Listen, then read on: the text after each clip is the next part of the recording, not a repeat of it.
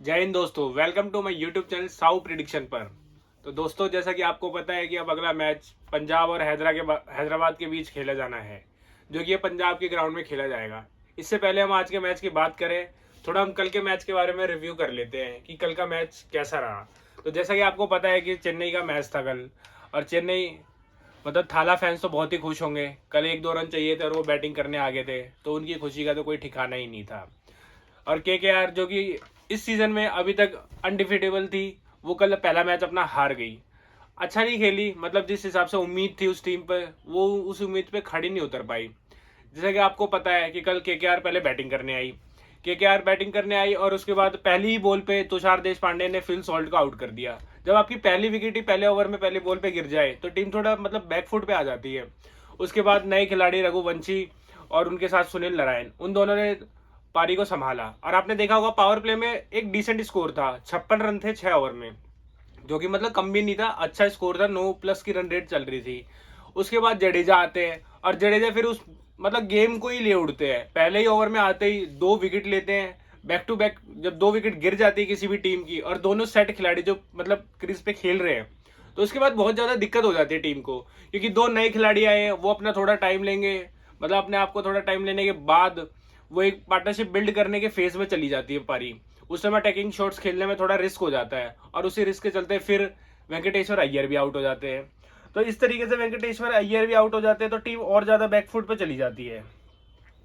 और बैकफुट पे जाने के कारण क्या होता है कि रीबिल्डिंग फेज चालू हो जाता है, जिसमें वो बड़े शॉट्स खेलती नहीं है। और पिच भी आपने देखा होगा कि वेरिएबल बाउंस था उनकी बैटिंग में। जब केकेआर बैटिंग कर रही थी, स्लोअर वन बहुत अच्छा मतलब फेंक रहे थे चेन्नई के बॉलर्स। आपने देखा होगा अगर हल्का भी पिच में स्लोअर वन मतलब प्रेफर करती है पिच, तो मुस्तफिजुर रहमान को खेलना उतना ही मुश्किल हो जाता है।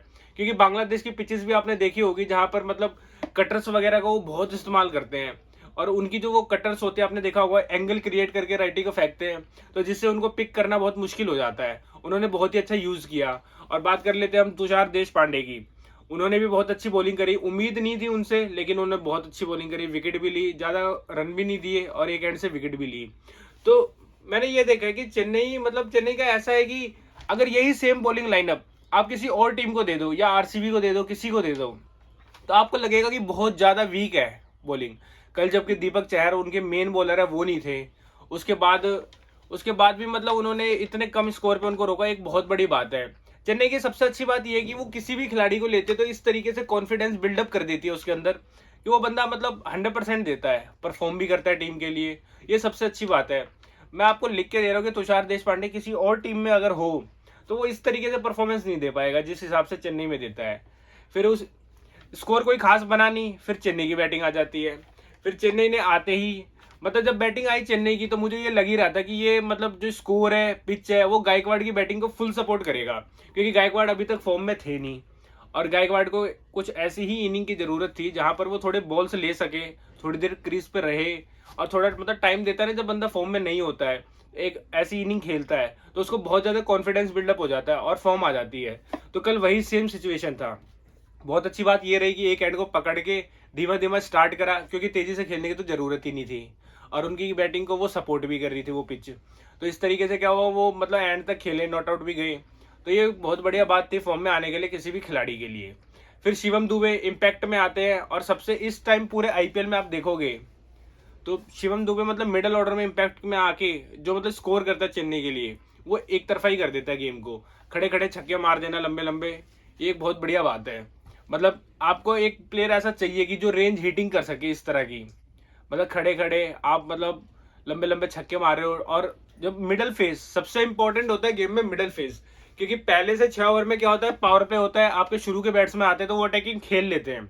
बाई चांस वो आउट हो गए, तो उसके बाद जो मिडल ऑर्डर के बैट्समैन है ना, उस पर बहुत ज्यादा टीम रिलाई करती है। क्यों? क्योंकि मिडल फेज ऐसा होता है जहां पर इनिंग मतलब बन भी रही होती है, आपको तेज भी खेलना है, ज्यादा स्लो नहीं जाना है, शेल में नहीं जाना है। उसके बाद मान लो अगर वही खिलाड़ी 15 ओवर तक के फेज में है और अच्छा स्कोर करके है, तो वो फिर फिनिशिंग भी बहुत जबरदस्त देता है। तो मिडल ओवर में जो बढ़िया खेल गया या जो बढ़िया टीम खेल गई, तो वो टीम मतलब फिर मैच में काफी आगे बढ़ जाती है। इसी तरीके से बॉलिंग में आ जाता है, जब 7 से 15 ओवर में आप विकेट नहीं ले पाते हो, तो फिर आपको पता है कि एंड में वो टीम हावी हो जाती है, फिर सामने वाली टीम आप पे काफी मतलब चढ़ जाती है। तो कल का मैच मतलब स्लो था, कम स्कोर मतलब लो स्कोर था, चेन्नई ने आसानी से चेस भी कर लिया। तो ये है कल के मैच की डिटेल्स दोस्त। तो चलिए दोस्तों, बात कर लेते हैं हम आईपीएल में पॉइंट्स टेबल की कि इस टाइम कौन सी टीम कौन से स्थान पर है। अगर आप दोस्तों मेरे चैनल पे पहली बार आए हैं तो प्लीज़ सब्सक्राइब करें मेरे चैनल को, ज़्यादा से ज़्यादा शेयर करें, इससे मुझे एक मोटिवेशन मिलेगी और मुझे अच्छा लगेगा और मैं और मेहनत करूंगा अपनी नेक्स्ट वीडियोज़ के लिए। तो दोस्तों अब बात कर रहे थे पॉइंट्स टेबल की। जैसा कि आपको पता है Rajasthan top of the list चल रही है, बहुत अच्छी क्रिकेट खेल रही है, 4 मैच खेली है, चारों जीती है। और परफॉर्मेंस आपको पता ही है, जोस बटलर ने पिछले में जो इनिंग खेली है वो एक नंबर की इनिंग थी। फिर केकेआर अपना कल ही पिछला मैच एक हार गई है, तो 4 में से 3 जीती है वो। फिर लखनऊ सुपर जायंट्स 4 में से 3 मैच वो भी जीती है, तीसरे स्थान पर है। फिर चौथे पे सीएसके है, 5 में से 3। फिर एसआरएच 4 में से 2 जीती है, 2 हारी है। फिर पंजाब आ जाती है छठे पे, जो कि 4 में से 2 जीती है और 2 हारी है। फिर 7वें पे जीटी, 5 में से 2 जीती है, 3 हारी है। फिर 8वें पे एमआई है, एमआई एक मैच जीती है, वो भी दिल्ली डेयरडेविल्स आपने देखा ही था, 3 मैच हारी है वो। फिर 9वें पे आरसीबी है, 5 मैच 1 विन 4 लूज, जो हर साल की कहानी है आरसीबी की। फिर 10वां डीसी, 5 में से 1 विन है, 4 लूज है। तो ये पॉइंट्स टेबल जो टॉप ऑफ द लिस्ट है राजस्थान है, और बॉटम ऑफ द लिस्ट है जो दिल्ली चल रही है इस टाइम। तो दोस्तों अब बात कर लेते हैं हम आज के मैच के बारे में, जो कि पंजाब का मैच है और पंजाब में ही खेला जाएगा ये मैच। पंजाब ने न्यू स्टेडियम बनाया है, आपको पता ही है, चंडीगढ़ में मुल्लापुर में, जो कि नया स्टेडियम है पंजाब का, इस बार वो मतलब होम ग्राउंड है।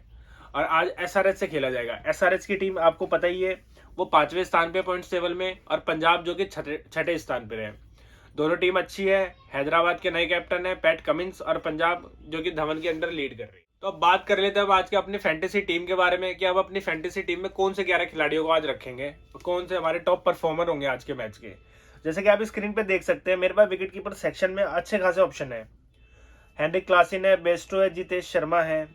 तो आपको पता है क्लासन की जिस हिसाब से फॉर्म चल रही है और बंदे को मौका मिल गया और बॉल अच्छी खासी लेफ्ट है, तो वो एक अच्छी इनिंग खेलते हैं, धुआंधार इनिंग खेलते हैं।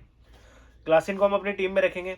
बेस्टो मतलब फॉर्म उनकी है नहीं और उस हिसाब से लंबी इनिंग खेल नहीं पा रहे जो टीम को जरूरत है। अगर वो बंदा लंबी इनिंग खेल जाए तो पंजाब के काफी मसले हल हो जाएंगे, लेकिन बेस्टो का क्या है कि वो चल नहीं पा रहे उस हिसाब से। फिर जितेश शर्मा है, जितेश शर्मा को उस हिसाब से उतनी बैटिंग मिल नहीं पाती है, तो हम अपनी टीम में इस टाइम क्लासन को रखते हैं। फिर बैटिंग सेक्शन में आ जाते हैं। बैटिंग सेक्शन में आपने देखा ही, धवन ठीक ठाक स्कोर कर रहे हैं, एक तरीके से कैप्टनसी इनिंग खेलते हैं, बस टीम की ओवर परफॉर्मेंस नहीं हो पा रही है प्लेयरों से। धवन को हम अपनी टीम में रखते हैं। फिर ट्रेविस हेड पता है आपको, आक्रामक खिलाड़ी है, ओपनिंग आते हैं, काफी तेज खेलते हैं। फिर अभिषेक शर्मा को भी हम अपनी टीम में रखेंगे। अभिषेक शर्मा एक अच्छी शुरुआत दे रहे हैं, ताबड़तोड़ इनिंग खेल रहे हैं, शुरू में आते ही इतना स्कोर कर दे रहे हैं कि मतलब पावर प्ले का फुल यूज कर रहे हो, अच्छी फॉर्म है उनकी। फिर हम पंजाब से प्रभसिमरन सिंह को लेंगे, अच्छा खेल रहे हैं, वन डाउन आते हैं, इम्पैक्ट में आते हैं। फिर ऑलराउंडर में आ जाते हैं हम। ऑलराउंडर में हमारे पास माकरम है, हम माकरम को अपनी टीम में लेंगे, अच्छा खेल रहे हैं हैदराबाद के लिए, बैटिंग अच्छी करते हैं। फिर सैम क्यूरन बैटिंग बॉलिंग दोनों करते हैं और लोअर डाउन ऑर्डर आते हैं बैटिंग में। अब मेरे पास और ऑप्शन क्या है, मैं बॉलिंग में देख लेता हूँ। तो बॉलिंग में मैं कगिसो रबाडा को अपनी टीम में लूंगा और एक पैट कमिंस को।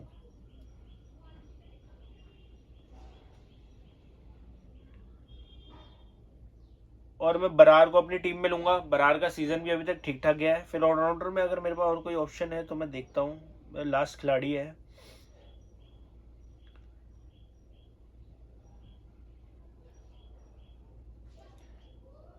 मैं ऑलराउंडर से सिकंदर रजा को अपनी टीम में रखता हूँ। तो दोस्तों ये है मेरे 11। अब कैप्टन और वाइस कैप्टन की बारी आ जाती है। तो वो कैप्टन में मैं आज अपनी टीम में रखूंगा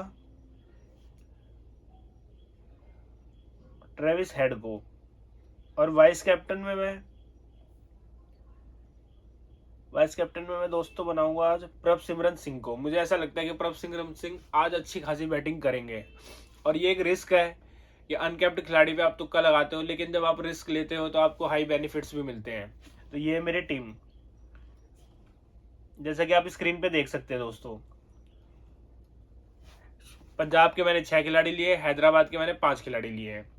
तो दोस्तों क्लासन मेरे आज के मैच के विकेट कीपर है। बैटिंग सेक्शन में मैंने धवन को लिया है, हेड को मैंने कैप्टन बनाया, और अभिषेक शर्मा है, प्रभसिमरन सिंह जिसको मैंने वाइस कैप्टन बनाया।